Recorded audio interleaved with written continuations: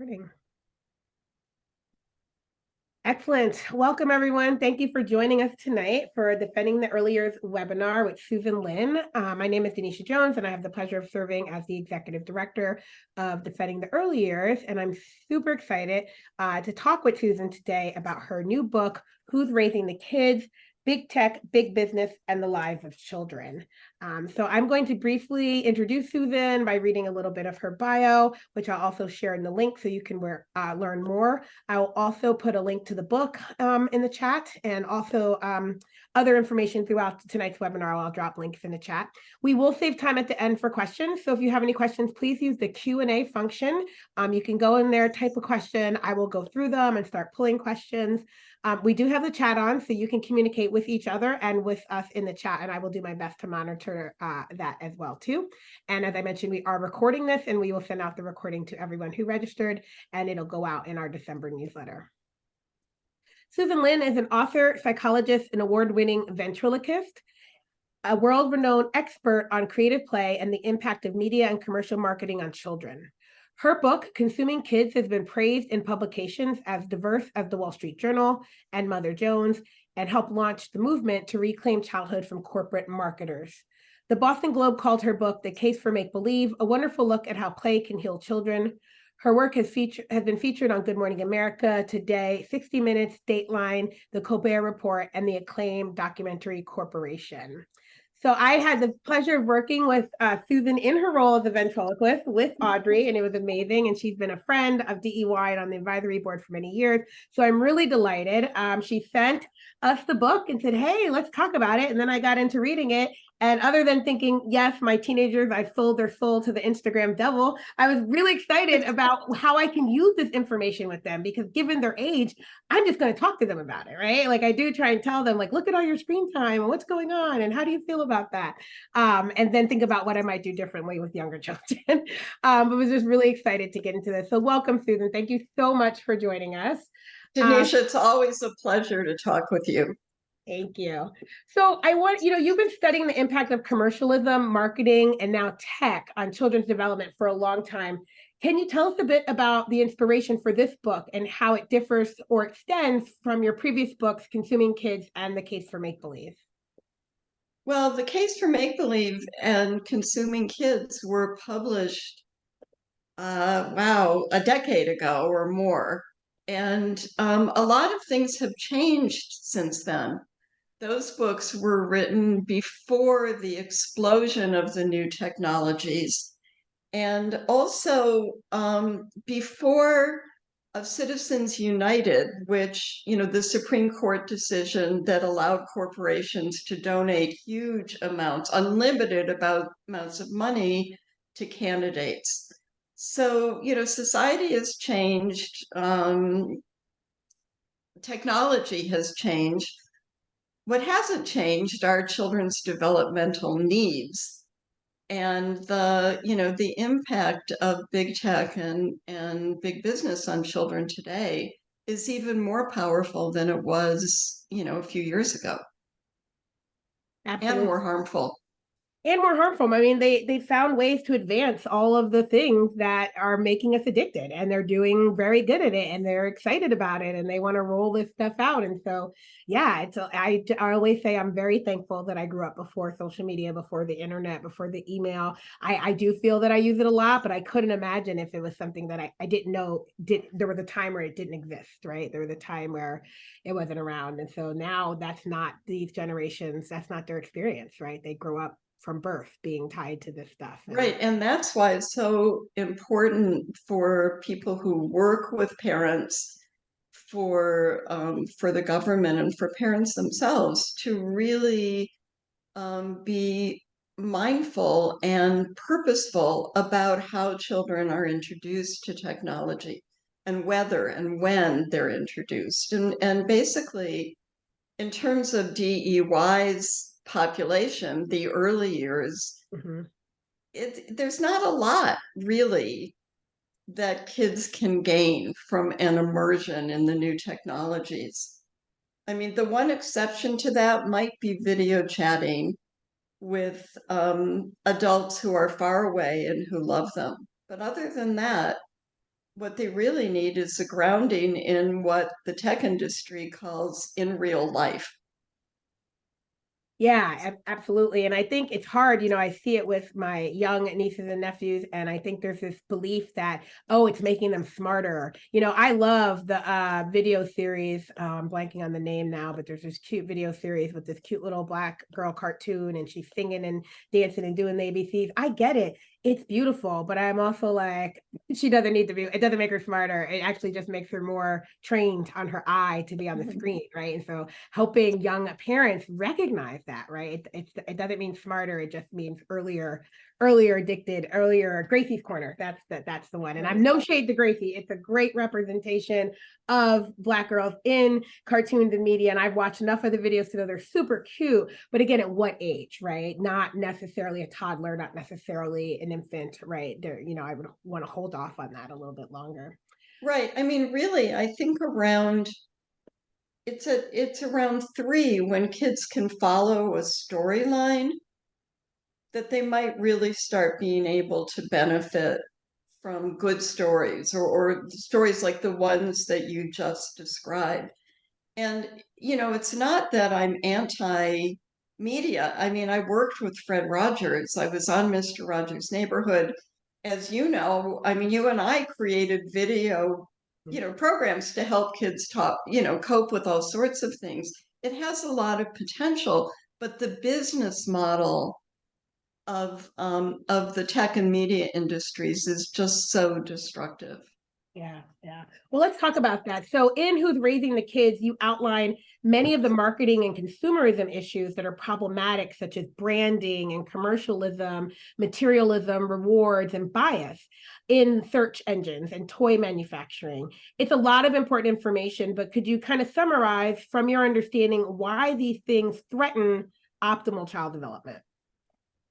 The the primary goal of the tech industry is to capture our attention and our children's attention all the time. I mean, basically, what they want is all of us, immersed in technology 24 hours a day, basically. And that's because they earn their their profits primarily through advertising. And so what they want to do is sell us and our children to advertisers. I mean, that's basically what happens. And what makes the new technologies even more successful at that than television was, and television was pretty successful, Yeah. is that they can gather huge amounts of information about us and therefore target the advertising directly to children and to exploit their developmental vulnerabilities, but also their individual vulnerabilities as well. And that's really troubling.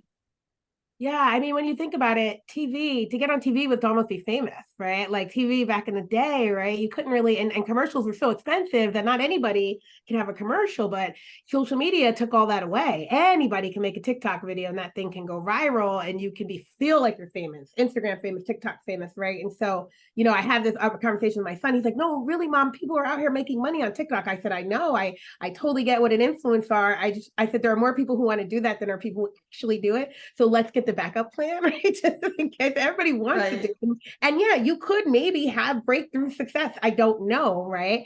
But so there's that lore, right? That easy to go. The other thing that I thought was really interesting, and I know you've explored this, and other things that I've read is how much the children are now marketing for the companies. Like marketing was something that they paid for, but now they have you as just a kid who likes this sharing their product with all of your followers, and they used to pay people to do that, and now you're doing it for free and making them so much money. So yeah, I think that's really interesting that there's just so many aspects to it, right? The brand for life. You talked about brand loyalty and how they want children as young as 2 years old to be brand loyalists and to that idea that you don't just buy one, that nothing comes as one anymore. It's got to be a series of things, right? Can you talk a little bit about how that, impacts parenting and child development? Sure. I mean, it's basically like you can't, there's barely any media for children that isn't selling them something.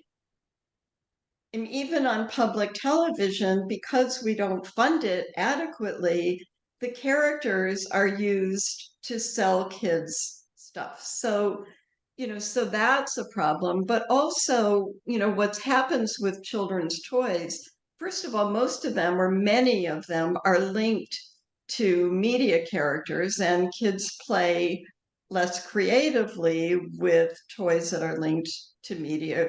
Um, but also, as what you said is there's not like just an individual toy anymore. Everything comes in a set, and there's an enormous amount of pressure to buy all, to get the entire set or the entire series. And I mean, a great or awful example of that are the LOL dolls, Yeah. which are enormously popular, and um, and you can't just get one LOL doll. You have to get, as I said, the entire set. But the other thing that is so annoying about those dolls is that they're all about packaging. Mhm. And in fact, Isaac Larian, who created them, who by the way also brought us the highly sexualized Bratz dolls, Okay. um, when he talks about how he created the LOL dolls so that they would work for what are called unboxing videos. The unboxing video, Mhm. their kids, have toys that come in a box and then they open the toys up. And because this has so much packaging, he thought, and he was right, that they would work really well on unboxing videos. But the one terrible problem with these dolls is that there's so much waste and so much plastic. Mhm. And we're living, at a time we're in this environmental crisis. We all are, or most of us are worried about the oceans and the plastic in the oceans, which are turning up, in fish and birds.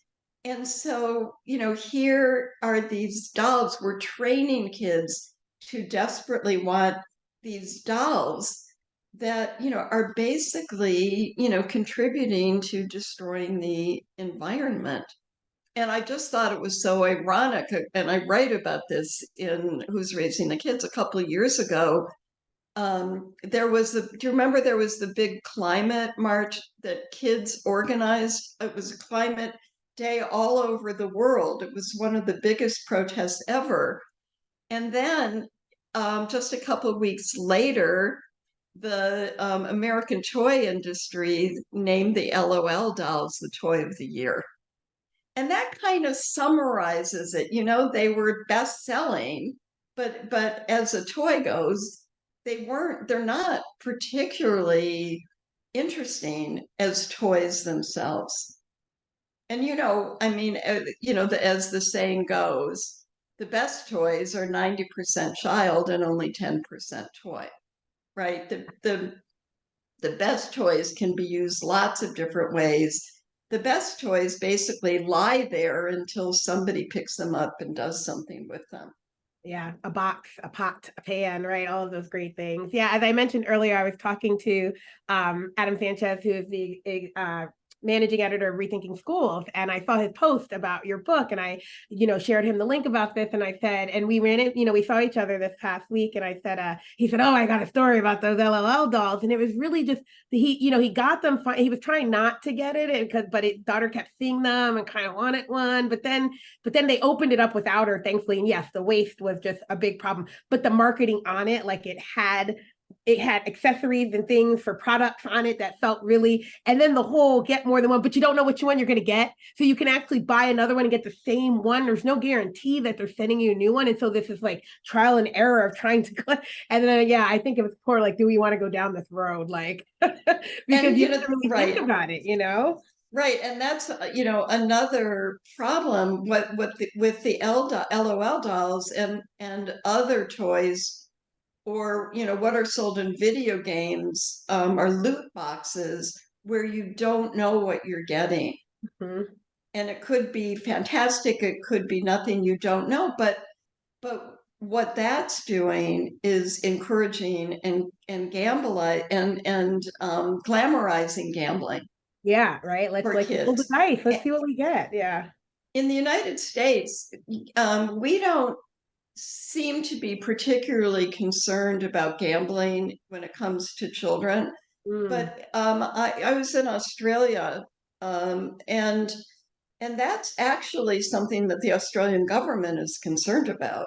okay. And so the advocacy groups there, are do, sort of education about gambling, and they include gambling as one of the criteria about whether a program or a video game is good for kids or not. So I think it's interesting that It is it's not interesting. such a big deal in this country. Yeah, it's interesting and wonder where it starts to develop. Like, did they have some issues with really young children and gambling that they thought we need to fix this? We need to address it now. And I can imagine if kids knew what it was all about, they might be lured into it. It's very addictive. I played poker for years. Like, thank goodness I hate losing money more than I like playing cards. So Yeah, I I know.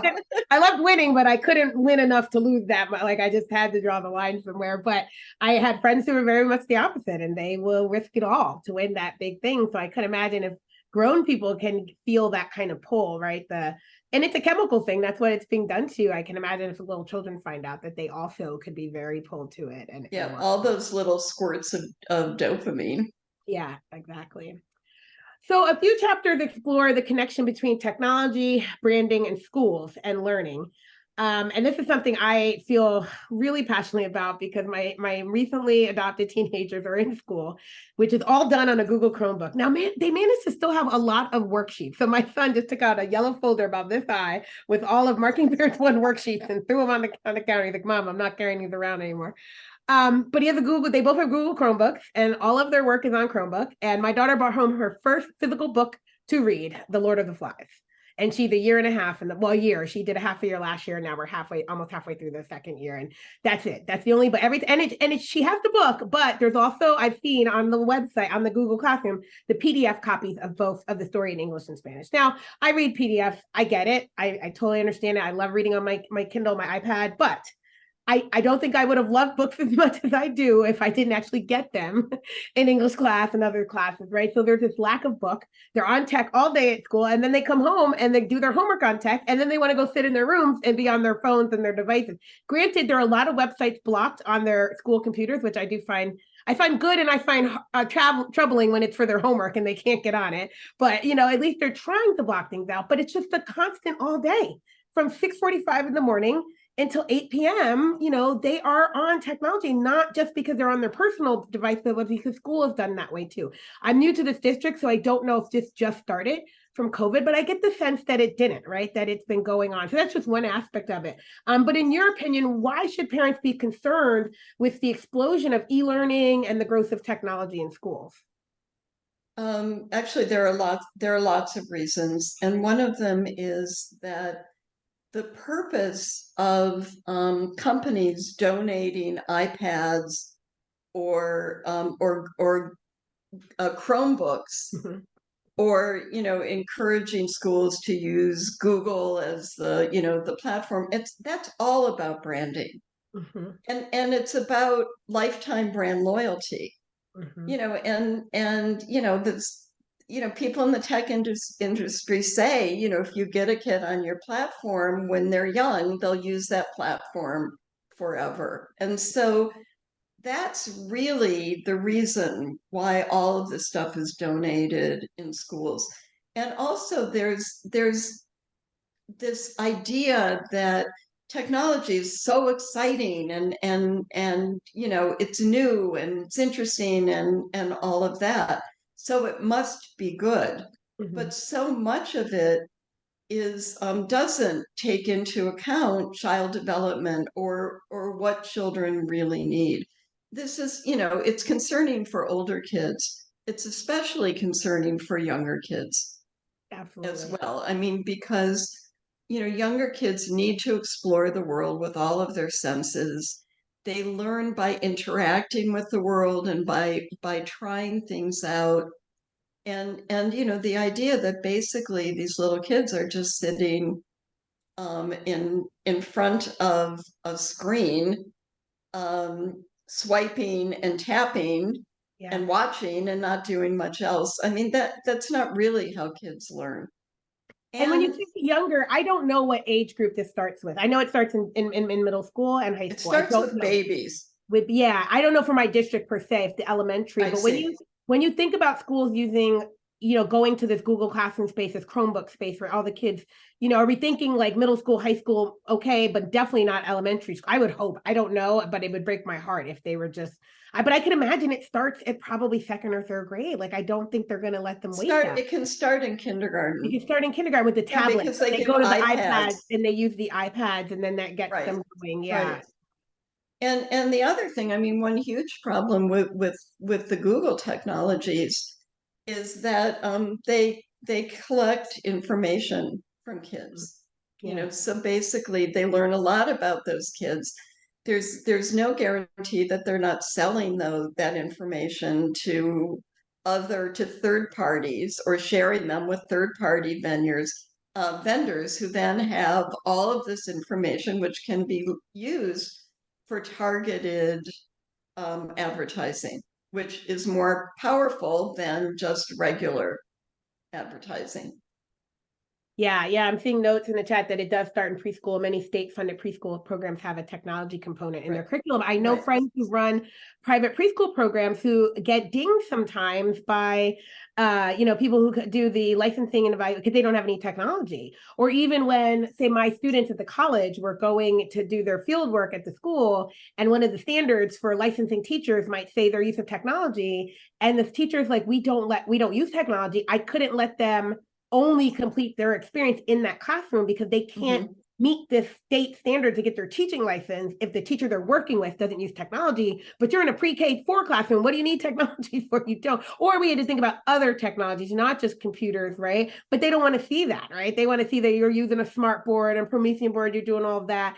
And it's very public school based because they all have them for the most part. But smaller programs, nature-based programs, play-based programs are not and should not have to set up an iPad station just to appease, right, these people who think these kids definitely need the technology. So it is a concern. But the branding, I think, in that loyalty idea is also very problematic. And yeah, all of the different packaging, yes, they get your child's name and their age and their zip code. And like, if you look at my son's search engine, his favorite artist is Bad Bunny. And he's like, Mom, look, I'm getting all this stuff. Yes, you are getting all this stuff about Bad Bunny because they're sending it to you because they know that's what you like. And then I'm having to tell you, no, we're not getting that, or no, you can't have that. But it's part of the marketing, right? They know your interests, and then they kind of just send all this stuff your way. And with the kids, and it's very interesting. And a lot of times they'll say it's free, and it's free, and I'm like, they say it's free because of the advertising. Going back to what you said earlier, right?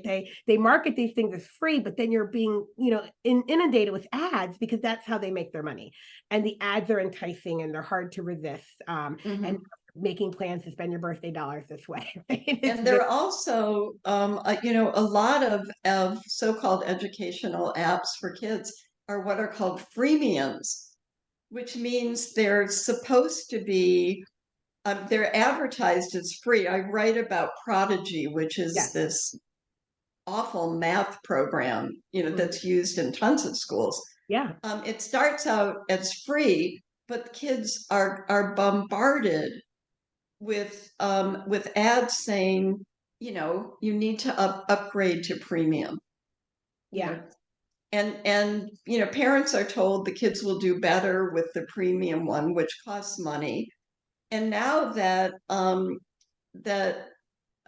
this like Prodigy operates as like a sandbox game, which is sort of like Fortnite or Mhm. Minecraft, where you can see what other kids are doing.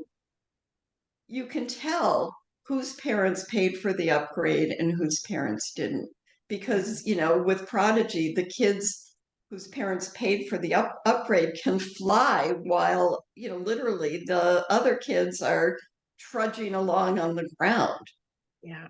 Yeah, you did a You whole know, section or a chapter on the nagging, how this stuff gets kids harassing their parents for more and more. And I see this here, right? Like, my when my son is playing this video game that he plays with all his friends and he wants more credit, it is for them to see that he has the credits to get the things.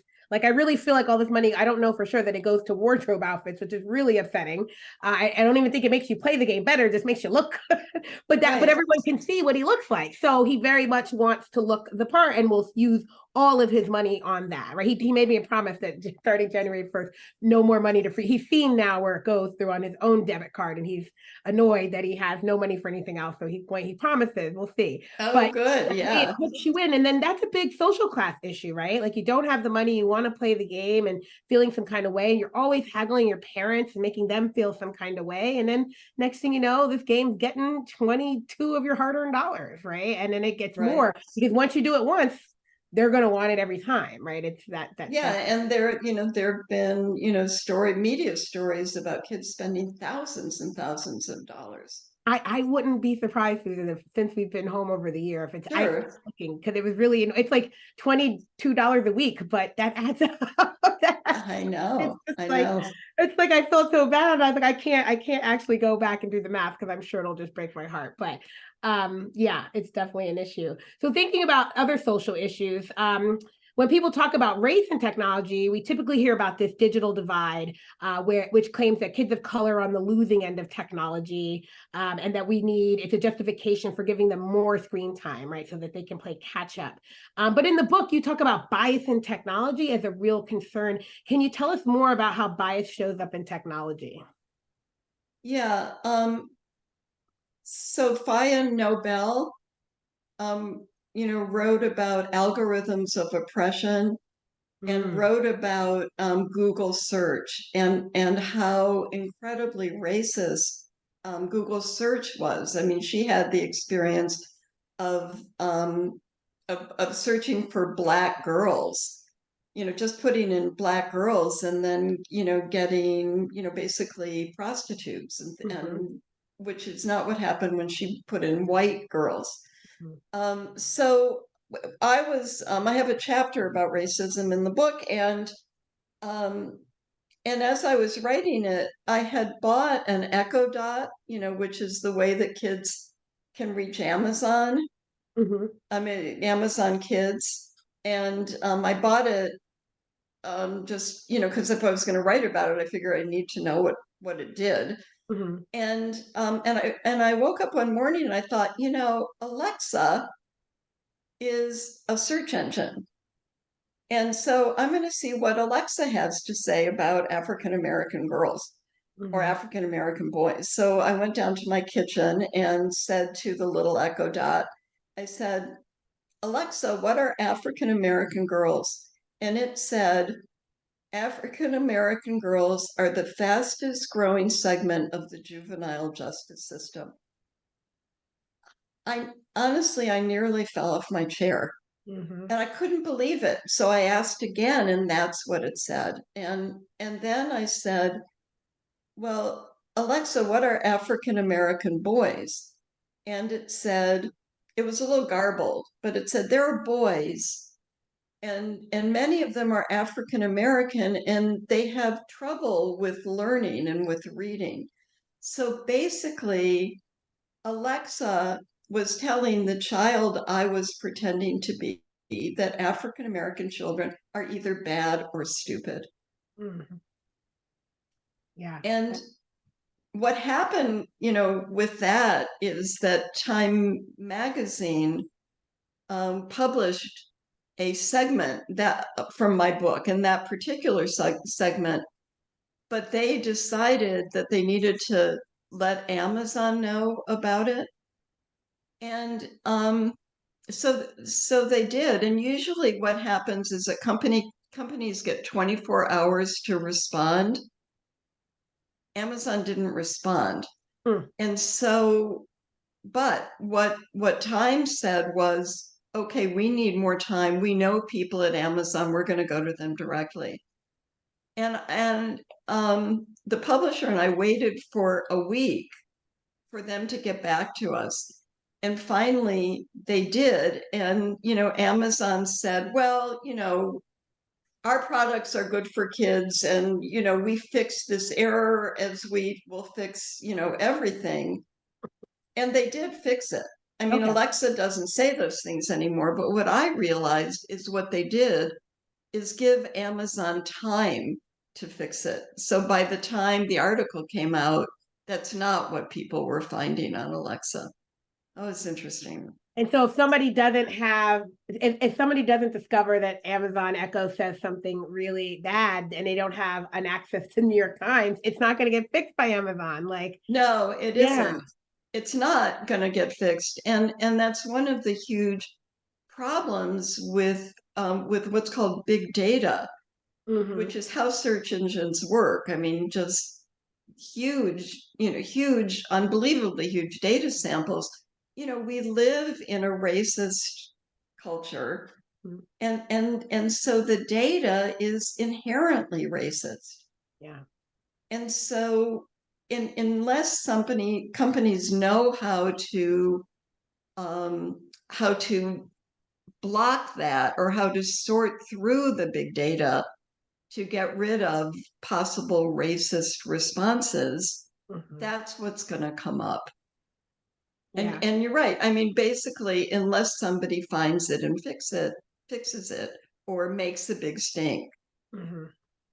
But yeah, so it just I love how you said that, because it's logical if you think about our society. That's what people think of African American girls, and that's an African American boy. So they wouldn't realize that that's what's going to come up. And some people might be like, "Well, it's true." No, it's not true. First of all, it's just. And I wonder. It sounds like it was reading the top part of the first Google search entry. I don't know if they're connected, right? But like, because you go to the search engines and you put in things and you just never know what's going to pop up, right? But we also Right. know that's a game of who's willing to have their stuff pop up first, right? I am in the website design business for my job, and SEO optimization is a thing that I hate to think I about. know. But it's a big deal that if you want to be in the Google race to get Google search engine to know you, you can own that market, right? If you're big enough, if you're a company and you're willing to play all the games and do all the things, then you'll be that first thing that comes up in the search engine, which is why I skip all the first few things that come up, because I don't want those. I want people who did not manipulate Google to be number one. I know, and people, think of a Google search as objective, but it's not objective. I mean, it's not because the data isn't objective, and it's not because, as you say, people pay to have their whatever come up first. Yeah, it's a business strategy, and like all business strategies, it could be manipulated. Maybe it was objective in the beginning where people were, but then once you enticed people to spend all this money on Google platforms for their companies, they had to give them something in Mhm. return, and that something in return was the first in line, right? And so it all just kind of snowballs. I think that that's actually a problem with technology in general, because it's separate from humans. Mm, They're machines. And so we think of machines as being objective. But what we forget is, first of all, once again, the big data, but also that the people creating the algorithms have biases. yes, yes, I mean, what they decide to prioritize in the algorithm, or, whatever, their values, their priorities, that influences everything that we do. yeah. It makes me think of this case with AI, and I don't know if you'll have to do a second book on AI I because know. right, that's a whole new thing. But I forgot the topic, but it was like they asked AI to imagine a particular type of person in every state and what they look like. And at the end, it was like AI thinks all these people are white because everybody across the state were just white people. And it was just kind of like, but is that AI, or is that the person who made the AI who also thinks that? Or AI is like, yeah, I'm smart enough to know that Americans think of everyone as white, so I'm going along with it, right? And so it's definitely going to be issues, or even now with like the music, right? There was a big issue with someone making an AI of a song from a famous person, and everyone getting upset, but not being able to tell the difference, right? And I can imagine AI being used in schools, and children making AI friends. We went from imaginary friends to maybe AI friends, right? And all of these other different things that we're going to have to Right. deal. Yeah, and the other thing that that's happening is using AI to replace therapists, for instance. That's That's where what's we're headed, right? That's where we're headed. it's already there, and it's going to become even more so. Yeah. Or or using AI to communicate with the dead. Oof. I Ooh. know. It's sort of like the seances, in the late 19th century. Yeah. But basically, the idea is that you have all this information about a dead person, and it can be uploaded, and then you want to talk to that person, it's like exploiting people's losses.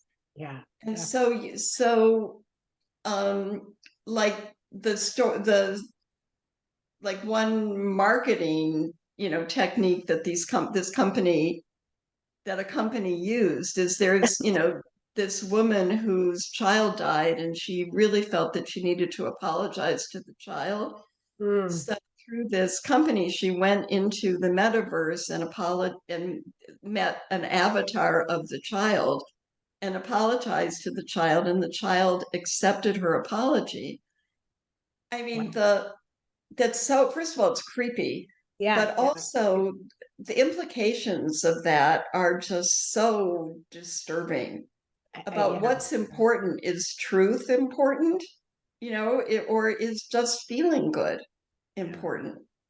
Yeah, Yeah. AI is going to change everything. Everything. It just opens up the possibilities for so many things that we can't foresee and maybe don't want to, but once we do, we'll realize that's not what we wanted, but it's a little too late to go back, right? Right, But right. that's the thing about this stuff and with the tech stuff. Once you open it, you can't go back. My daughter was watching a video on cryptocurrencies for her economics class, and the ending, the guy, the banker, they said, "Well, why are you believing in this thing right now?" He's like, "It's like the people who 20 to 30 years ago, if they didn't invest in the internet, they'd be in the Stone Age, right? Banks have to realize this is happening. This is happening now. We either get with it or we're going to be in the Stone Age." And I was like, that's a really interesting, because once you unleash it, the technology, you can't put it back, right? And it can go off on its own Well, many different yeah, ways. but that's an argument that the tech industry uses all the Mhm. time. And and saying, well, we have to go get it now. Well, it needs to be regulated, Yes, yes, right? that's a big I part of it. mean, so that's the excuse to just go ahead, lickety split, and do whatever. And come on, get on board. Come on, we need this, or you're going to be in the Stone Age. Yeah, But that that's part of the reason why technology is outstripping ethics, or laws, or our understanding of what the possibilities are, both the positive ones but also the negative ones. yeah, yeah. How do And if we we know what mitigate we learned those? from the internet, we can put in those safeguards, put in those regulations to say, okay, this might be needed, but let's do it smart. Let's not just unleash it into the world with no safety nets, no just time, right? To see what Right. happens and Yeah. develop for sure. All right. Well, I'm loving this conversation. We have about 20 minutes left, and I have two more questions. And so please remember, if you have a question for Susan, please put it in the Q&A or in the chat. We can do either one, but we'd love to hear from you. So as I mentioned earlier, I'm a new parent, about a year now to teenagers, and honestly, I feel like it's too late. They have smartphones. They use Google Classroom all day in school, and they're 17 and 15. And I just feel like one of the biggest regrets when I tell parents of younger kids is to limit the amount of time per day. I just put my limits on when the phone will shut off, like in 20 minutes, all their devices cut off and they can't turn them back on. Although I found out, because my son fell asleep with the window open and I went in his room to check, Instagram allows him to bypass the control feature. Sure. It was on his iPad. And I said, I don't understand this. The iPad is shut off and the only app that's on is Instagram. And I went down a Reddit subthread and they're like, Instagram allows you to bypass that feature. And I was like, unbelievable. How is that possible? But anyway, But I do say limit the time per day so that it doesn't just when it shuts off, but just an hour a day or 2 hours a day so that you have that. Because it's hard to take back. And I think you mentioned this in the book. Once we give it to the kids, it's hard to take it back. So you want to give it small increments until they can develop kind of the stamina that needs to not be addicted, or even just the sense, right, to like break away from times. So again, I try and just balance our time together, right? Like, okay, let's go out in nature, let's go do something, let's talk, let's have family time, and hope that'll help. But for parents of younger children, or maybe for some of us who really can still, change things, what do you recommend that we do to slow down the tech takeover of childhood? Well, one thing is that we have to remember that this isn't a family problem, it's a societal problem, and society needs to fix it. And so that's why it advocacy groups like, Fair Play and My Truth in Advertising. I founded Fair Play, Mm-hmm. but advocacy groups are working really, really hard to get laws in place, to regulate these companies, to prevent companies from taking children's personal information and also from targeting them, with personalized advertising. So you really need, we need to think of this as a social justice issue. It's about rights and freedoms, really, the rights of children to grow up and the freedom for parents to raise them without being undermined by greed. And if we think about this as a social justice issue, then we need activist organizations who are taking this on. And Fair Play is one. There are others. There's the organization Wait Until Eighth, which helps parents band together so that they're not the only ones waiting until eighth grade to buy to get their kids a smartphone, for instance. So, again, this is an advocacy. This is a social justice issue, and we really need to keep our eyes on that. But meanwhile, social change, as you know, takes a lot of time, a long time, often. And there are things that parents can do. And for parents of babies and toddlers, one of the things you can do is postpone as long as possible introducing kids. Again, with the possible exception of video chatting with adults who love them. And really make sure that kids have a grounding in human relationships and in the real world. Mm.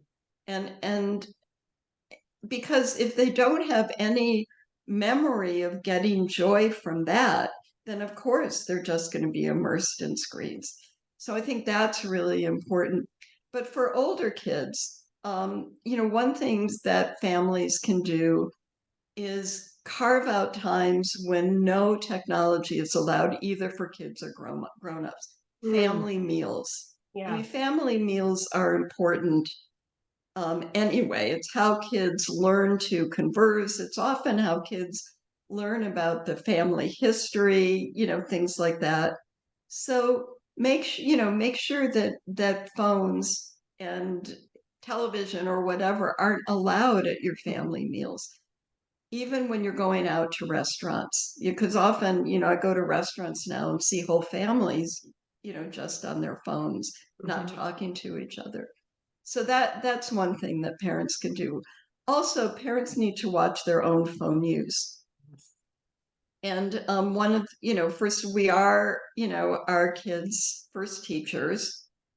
Kids model what they do after us. And if we're on our phones all the time, they're going to be on their phones all the time. So that's another thing. Um, Families are doing things like at least one evening a week where they do things that they enjoy doing together. Maybe it's doing a puzzle, or maybe it's, if you have access to nature, going for a hike or going Mhm. for a walk if it's safe in your neighborhood. That's Yeah. another thing that parents can do. Also, try to find other families who share your values, it's hard to do this alone. If you have other families with kids who share your values, then in a way you're protected about, a child coming home and saying, I'm the only one in my class who doesn't have a blah, blah, blah. So I think, I think that's really helpful also. Yeah, I love that. I love that parenting of the village mentality. I know my friends whose daughter, they're getting to that age that all the parents in the friend group made a group decision that eighth grade would be when the phones, and they would be limited. They wouldn't just be full smartphones with everything. They would not. And then they're even trying to pace out the social media, because if one girl gets Instagram, then all the girls need Instagram. So how do we delay this? And I think it's smart to make that decision amongst yourself, so you don't have the competition and everyone's experiencing it the same way, and you can limit it as long as you can. That's really good advice. And yeah, just finding the time. This summer I want to find, I mean, I don't want us to be by ourselves, but if we have to, we will. But I want to find a camp where we can go, and there's one building with technology. I can go in there in the morning, check my email, fire off some messages, and they can go in and too and check their emails and fire off some messages, whatever. But that's it. Then we leave that building and we spend the whole day, no technology, nothing buzzing, nothing vibrating. We're running around, we're having fun, and be at your leisure. Lay at the lake and stare at the clouds if you want, or go horseback riding. There's got to be something out there like that. And I want to do it too, because I am just as addicted as them. If I can be on my phone all day, I will too. And I say it's my job, and it is, but I want to also have to go to one private space for it, not have it around us all the time. I think it'd be so good. I think they would see that's how they were in the beginning, because they didn't have it, and they would just do arts and crafts, and we would be talking and play games. And now they look at me like, I don't want to play a game with you. And I'm like, come on. I know. And you're right. I mean, we're all addicted. Yeah. We're all, I mean, I know I certainly am. Yeah. Yeah. So let's talk about those societal changes. I do want to share this quote you make towards the end. You say the tech, toy, and entertainment industry's practice of monetizing childhood is a problem for all of society that can be solved only through social change. So what can we as a society do to support families and children as well, and support each other? It's not, the companies are coming for all of us. They don't care our age, our gender, or if we have a child or not, or if we are a child. They just see dollar signs when they look at us, right? The tech industry needs to be regulated the way that utilities are regulated. And there is hope that could happen. Mm-hmm. I know that there is a bill in Congress, in the Senate, that has, I think, 48 senators already on it, that would significantly change how social media companies can target children. So it has to happen both on a national level, but also on a state level. And one thing that's really exciting is that all these states attorney general, or state attorneys general, I can never remember which it is. Mm-hmm. But anyway, a whole bunch of states have sued Meta Mm-hmm. for Instagram, and that's a really, really big step. I mean, for the first time, there are increasing numbers of people in government who are concerned about what's going on with technology and trying to do something about it. I think that's really encouraging. But I think also what we need for babies and toddlers, for really the youngest children, we need a massive public health campaign about what children really need, about what really is educational, what really is good for them. And I mean, if you go to YouTube and you put in videos for babies, there are tons of them aimed at babies, and they're called sensory videos now. Sensory is, that's the buzzword. Mm-hmm. And these videos, they claim to teach babies to talk, when in fact, what the research shows is that babies can't learn to talk from a machine.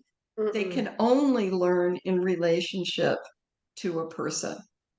And I think it's so important, because you said something in the book about how the artificial noise will actually delay child's verbal speaking ability, oral speaking, right? They're not, because it's being made for them, and it actually takes away the innate ability to make noise. I mean, I don't, these people, yeah, whether they know it, they're trying to bury it. I'll claim maybe they don't know it, but I'm afraid they know it and they're trying to act like it's not true. Right?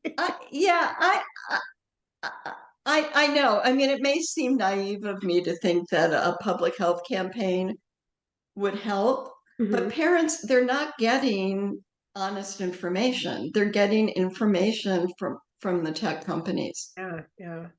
I saw the ones that are like moving. It's like a black screen with white blobs that move. And I'm watching my this baby I'm around, I'm watching him track the screen. And I think his parents thought, oh, this was so cool. And I was like, okay, turn that off. And I read a book. And then I was like, look, he's tracking the screen too. But you know what he can actually do? He can reach out and grab this board book Right. of thing. And And he can't do that with the screen.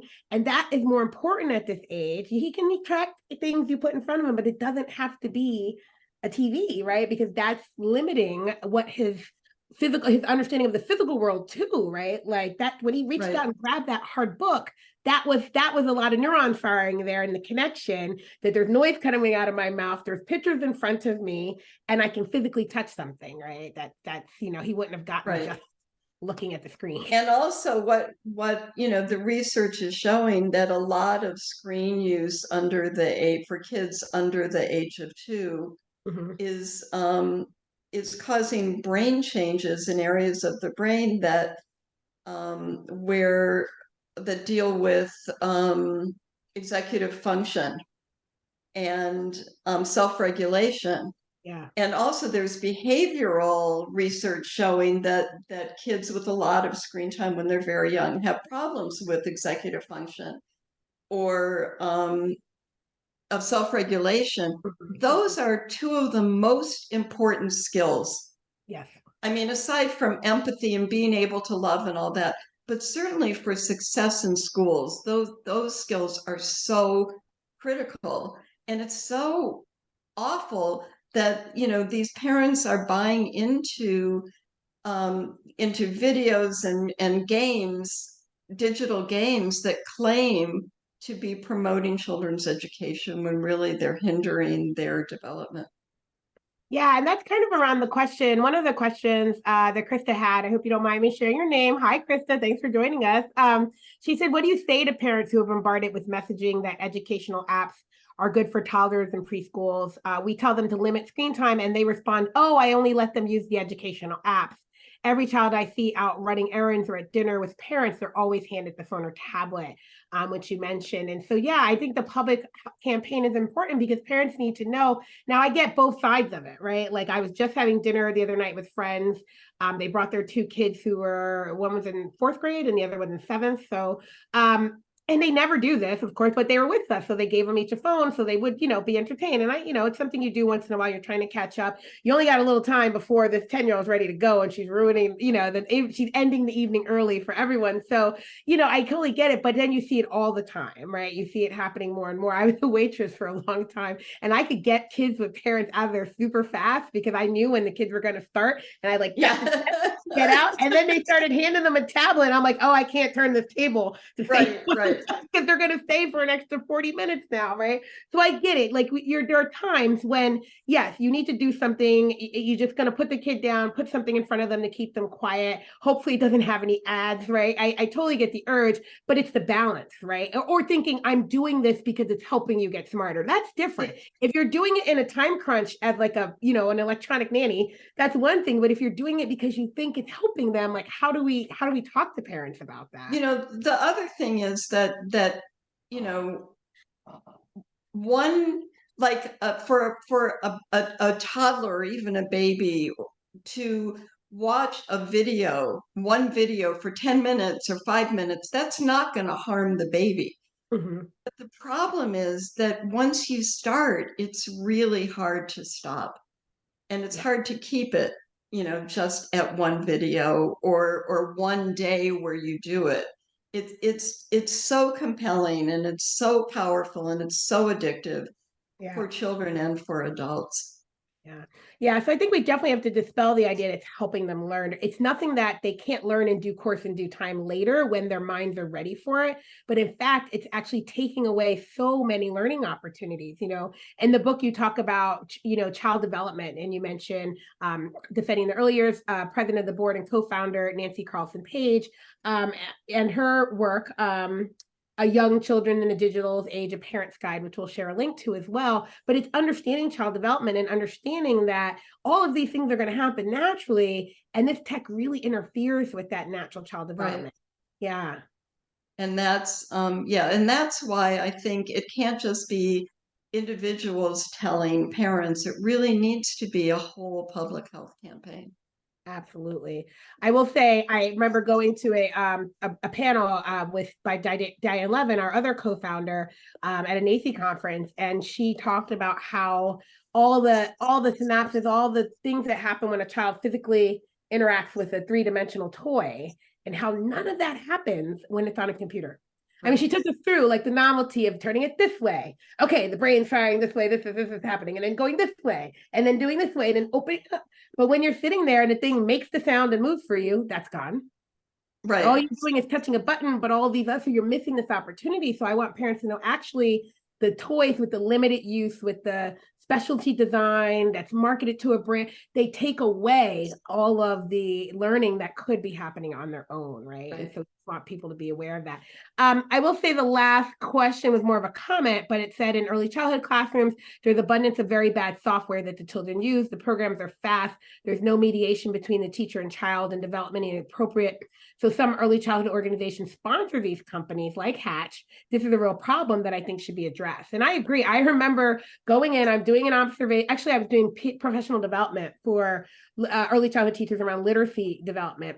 And I went in and she's like, oh, it's iPad time. They're all using their iPads. Isn't this great? No, I literally watched the boy he was just hitting the screen. He had no idea what he was doing. And if something lit up and went off, great. But he sat there for 20 minutes just hitting a screen. I would have rather see him hit a block than hit a screen, right? That can't be the best that we can offer, right? So it's like, they think it's great, but you can't monitor 20 kids on screens. I can't monitor the two of mine, and I have access to all their devices, and I still can't monitor everything that they're doing. So and the tech industry has so much money that one thing that they do to stop resistance to them is to fund advocacy groups and to fund, education associations and early childhood associations. Yeah. And that's a problem. I mean, because, once you're being funded by the tech industry, you don't want to upset them because you're going to lose your funding. Absolutely. Well, I think that's going to wrap us up. Thank you so much for this wonderful conversation. I encourage everyone, if you haven't gotten the book yet, please go get yourself a copy. Or if you want to get a gift copy, I just put a link to donate to DEY. And if you become a monthly recurring donor at a minimum of $25, you can get this book for free. We will send it to you because we thought it was that great that we added it to our list of free books for new monthly donors. We did get one new monthly donor. I don't know which book she got, but we're hoping to get some more. And our donations are being matched by a donor through the end of the year. So that $25 donation you'll give us every month will be matched for $600 right away. So we really want to thank you, Susan. This is great. If you haven't checked out the videos with Audrey Duck, please go to the DEY website and also Susan's website. Audrey's one of my favorite ducks that I get to have a conversation with, and hopefully we'll again soon. And just thank you so much. It's extremely well written, such a great read, and it's just something that everyone needs. And even if you feel like I have, like you've already sold your kid's soul to the social media devil, it's not too late. You have these conversations with your kids, share some of the data with them, and see what they say and what they think about it, and engage them on that level. I think they'll appreciate it. So thank you so much, Susan, for joining us, and thank you all for joining us. And yeah, we'll definitely share the video with everyone and hope to keep the conversation going. Thank you, Denisha. All right. I'm going to